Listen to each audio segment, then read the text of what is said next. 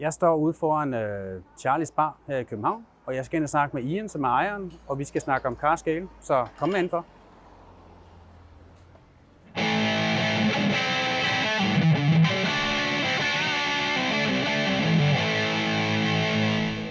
Hey Ian, thanks for having me today. You're welcome. Thanks for making the time. You're welcome. We're here to talk about Cheers. Cask. Yeah, cheers. What are you drinking? It's one of your IPAs. Proper job or big job? Proper job. Okay. Um, Nice session. yeah, nice session IPA. Yeah. It's bitter, hoppy, clean. Not too Great floral. No? Not. It's a good session beer. Yeah. Yeah, it really is. And we're here to talk about Cask in general, and of course a little bit about you and your background. So you're not Danish. No. So where are you from? London. London? I'm Yeah. a Brit. Yeah. Part of the diaspora. Yeah. Yeah. Yeah. So what's the story about Charlie's Bar and the whole Cask? Why did you bring Cask to Denmark? Because you have two bars, and it's probably the only two bars in Denmark serving Cask. So why is that, and how is that story? Well, I opened Charlie's I came to Denmark in 1998 and bummed around for a bit, wondering what I was going to do next. And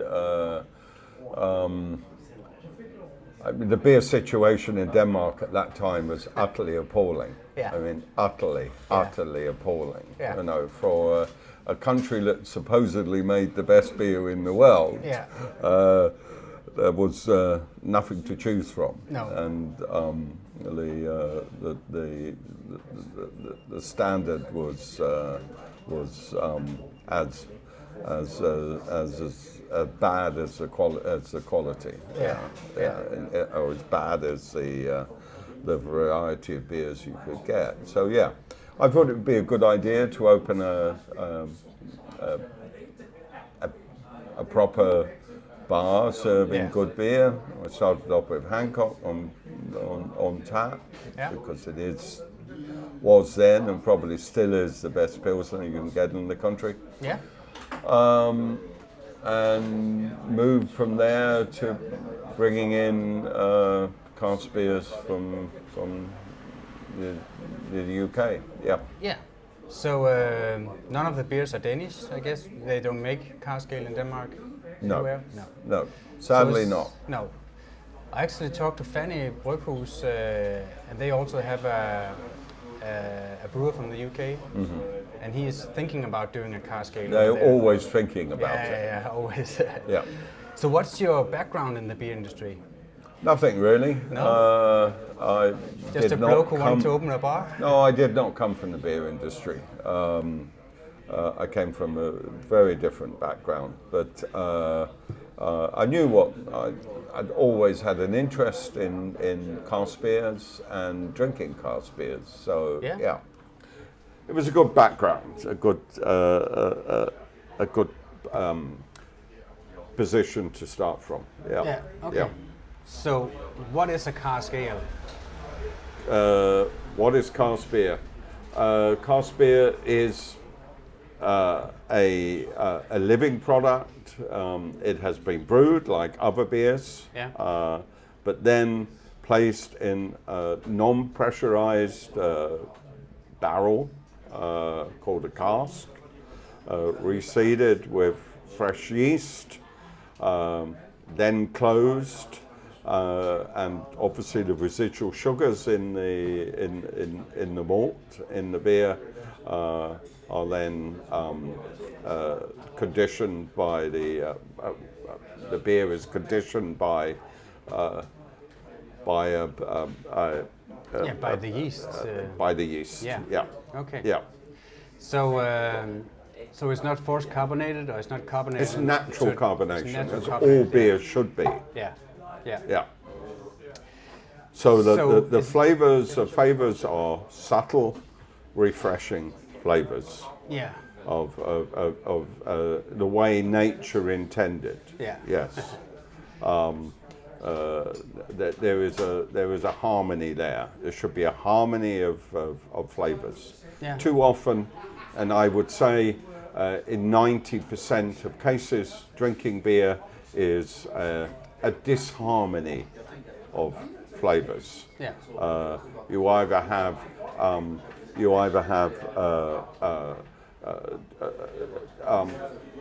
too many flavors in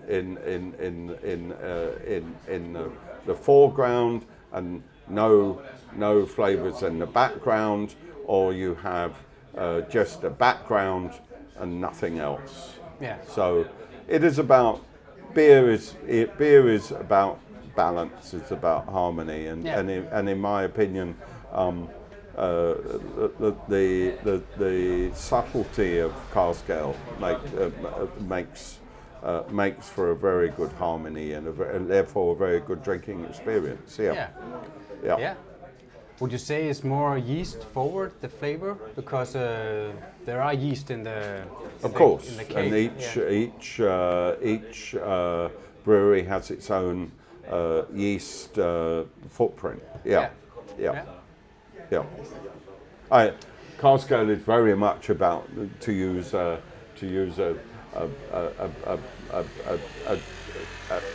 trendy word. Cask ale is about terroir. About the origin of the brew, of that particular brew. Yeah. Is there some kind of I know there's a lot of tradition and historical things about cask ale. Is there also a romance, do you think? Is it romantic to drink for the love of beer, I mean? I think as cask ale is dying, of course, of course there is a romance about it, because it represents an old world, an old dying world, compared to a money-focused commercial world, which is what craft brewing is all about. I'm an enemy of craft brewing. Craft brewing is about in the commercial money. sense. Craft brewing is keg beer through the back door. Simple as that. Craft brewing is about money and money alone, and cask beer is about beer, but also a lifestyle which is at variance with craft brewing, which is why cask beer is dying. And along with the pubs that serve it. The pubs are dying. Cask beer has a symbiotic relationship with pubs. Exactly. The two go together. Exactly. As bread and butter You can't get go cask beer together. on bottles. Exactly. Well, you can get bottle conditioned beers, but it's not the same. No. Essentially, cask beer is meant to be served in a pub as a fresh, living product. Exactly. Looked after, obviously, by people who care and love beer and appreciate other people drinking the product that they have cared for. Because exactly.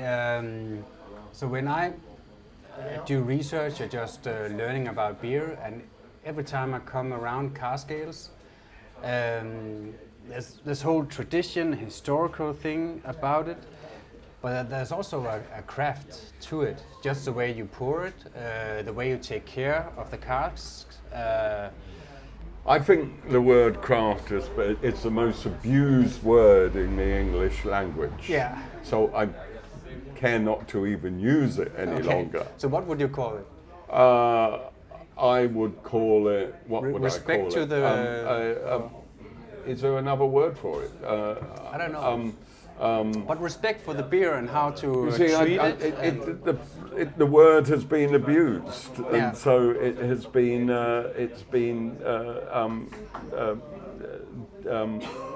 denuded of meaning. I would just prefer to call it a cask beer. I mean, the meaning is in the term. Yeah. You really can't make cask beer on a huge scale any longer because the large breweries, the large beer factories are not committed to it any longer. So it is very much a small locally produced product. Yeah. Sadly, not produced in Denmark. No. And the reason it isn't produced in Denmark is quite simply there are very few pubs that are capable of looking after it. Yeah. Most bars in Denmark are only concerned about one thing, making money and nothing else. No. Charlie's and the Wharf have to make money to survive, but we are also concerned about other factors than just making money. Yeah. Obviously, that's why cask beer is very much part of us, and which is why, in our own small way, we continue to survive. Yeah. It, for me, without it sounding cheesy or cliched, the business I run is very much a lifestyle. So and cask beer is very much a lifestyle product. If that makes sense. Yeah, I think it does. Yeah. There's a philosophy behind it. Yeah. And it's not just about making money, and it's not just about selling a commodity, a commercial product. There's more to it than that. For instance, if we couldn't serve cask beer, I wouldn't be in the business. No. If someone said to me tomorrow, look, I'm sorry, but you won't be able to get cask beer any longer, you will only be able to get keg, I would say, well, that's the end. That's the end of the story. That's the end of the adventure. We've been doing it for 22 years now. Fine, we've had a good run. And that's it. Goodbye. So, who comes in here? Do they come in here? I guess you have regulars who come here often because of the bar. Because of the cask ale. But what about people who never been here before? Then they come in, and like the free lads over there, they're drinking Hancock, they're drinking keg beers. Maybe if they came a bit more often, then they would graduate to cask beers. Well, what does people think about cask beer when they get one for the first time? Because it has kind of a rumor of being flat and stale. Well, it shouldn't be flattened. Exactly. And it shouldn't be stale. Exactly. But that's kind of the prejudice, or what you want to call it. Of course, because there's a lot of bad cask beer out there that doesn't begin being bad, but ends up being bad because the pub that it is in doesn't know how to look after it, or not enough people are drinking it. Remember, it's a living product. It has a very short life of around about 4 to 6 weeks. Once it's opened, ideally it should be drunk within 3 days. At a push, 5 days. So you have a week to sell a 41 litres, which is in a firkin, which is in the usual cask. Of course. If you're pushing it further than that, if you're pushing a living product further than that, obviously oxidization will take over. I mean, it's like having a beautiful bottle of vintage wine on the table, and not and hoping that is going to last you more than a couple of days. Well, I'm sorry, it's not. And the beer, like the wine, will turn to vinegar. It will become flat and stale and then undrinkable. Luckily, we don't have that problem, because we have enough people who are in love with cask ale, because once you get a taste for real beer, once you get a taste for it, it's very difficult to go back to keg, in parenthesis, craft beer. Yeah. Because it's a very different drinking experience. Yeah. Yeah. Yeah, and I love the whole story behind the cask ales as well, and the tradition and the tradition, yeah. the and people like the you skills, for the love of the beer and the skills that are involved. Yeah. So how is a cask ale or cask beer poured the right way? Well, it can either be poured. Obviously, at Charlie's, it's poured through a hand pump, through an air pump. You're just pumping it. Yeah. At the wharf, it is gravity poured. The whole idea of opening the wharf, and it's quite a unique pub in Europe. Yeah. They are behind the bar in their own cask coolers. The casks are cooled to a cellar temperature, around about 11, 13 degrees. Yeah. And they was a gravity poured. Okay. So they're poured directly from the cask. Yeah. The whole idea of doing it at the wharf was to actually show people what cask beer was all about. Yeah. Whereas here we didn't have the space, we had to use hand pumps. Yeah. We have such little space here, we really don't even have a cellar. We certainly don't have a cask cellar. No. So we have to use the back room. Okay. And because traditionally it's in the cellar and you pump it up with a big handle. Exactly. Yeah. Exactly. Okay. Yeah. And obviously if the cellar was big enough here, we would do exactly the same thing. What we do here is we have hand pumps, but we pump the cask beers from the cask fridges, which you will see in a moment, to the bar. Yeah. Cool. So there's been this campaign through the UK from the Craft Beer Channel. They said keep cask alive, and they did all the kind of interviews and stuff like that. And what is your take on that? Why should we keep cask alive? Why should we just say, okay, that was it, we had a good run? Why should it be kept alive, this whole tradition? And well, of course, we had an extremely good run of thousands of years. Yeah. I mean, remember, keg has only been round since the 1930s, but really commercially only been round since the 50s. Yeah. Of course. So isn't it just evolution and just evolving to be that? Why should we keep cask alive then? Because it is the ultimate in beer. It's the ultimate beer drinking experience. Yeah. Nothing can beat cask. No. Nothing. And remember with keg beer now. This is the contradiction. With the keg breweries are now producing beer in non-returnable plastic kegs. We're building keg mountains the size of Everest with their plastic non-returnables. Yeah. We only bring in metals. Yeah. So, but of course, cask is dying. Yeah, it's like yes, of course it is. The pubs are dying. Yeah. So yes, and it's expensive to produce cask beers. Yeah.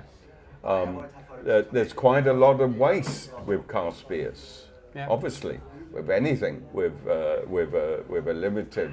limited life, of course. Yeah. There's wastage. Yeah. But it's like saying, do we keep good restaurants alive, or do we just let them die and we all end up eating McDonald's and Burger King and KFCs? Yeah, exactly. Do we want to drink and eat proper food and proper beer and proper wine? Or do we want to commercialize everything and standardize everything? Yeah, obviously we're going to lose something. Yeah, exactly. Yeah, okay, so as I understand, the brewing is the same, but when you tap cask beer, therein lies the difference. And you already talked about Well, adding it's yeast primarily and, ale brewing, so Yeah. but Yeah. of course, I mean the ale brewing would be the same, so on and so on. Yeah.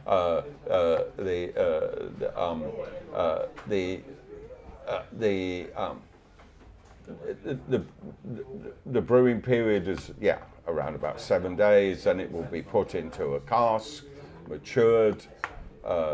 Is it maturing in the cask, or It's is matured in the cask. In a It's condition? matured in the cask. Yeah. Second conditioning, it is racked, usually after around about 7 days, and then undergoes a second conditioning in the cask, or a maturation period in the cask. Yeah. And again, depending on the beers, obviously most of the beers are session beers, but anywhere between 3% and 5%.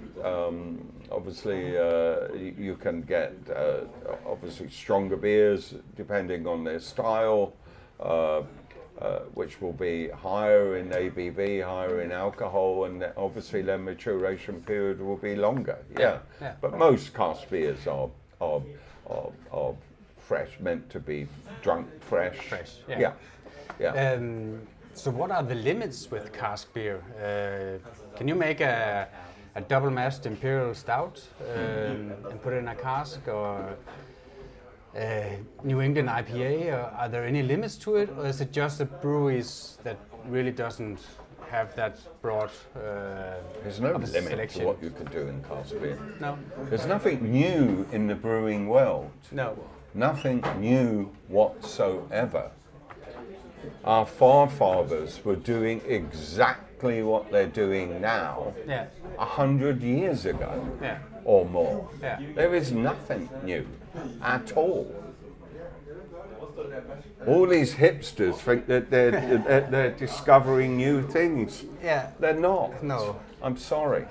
There may be many more different varietals of hops around, but still the hop bill or the malt bill in the old days were still eye-wateringly big. Yeah. So no, I don't think we're doing anything particularly new. No. The only difference is that sadly, most of the breweries are kegging it. Yeah. So that's the main difference. That is the big difference, because they're sending it to bars and not pubs. Yeah.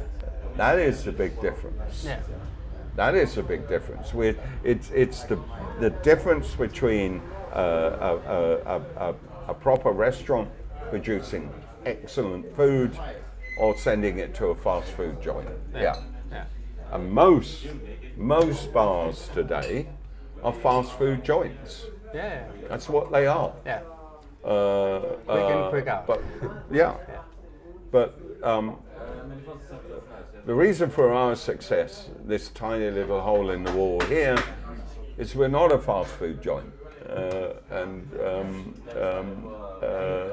we try to serve our cask beers in the best way we can.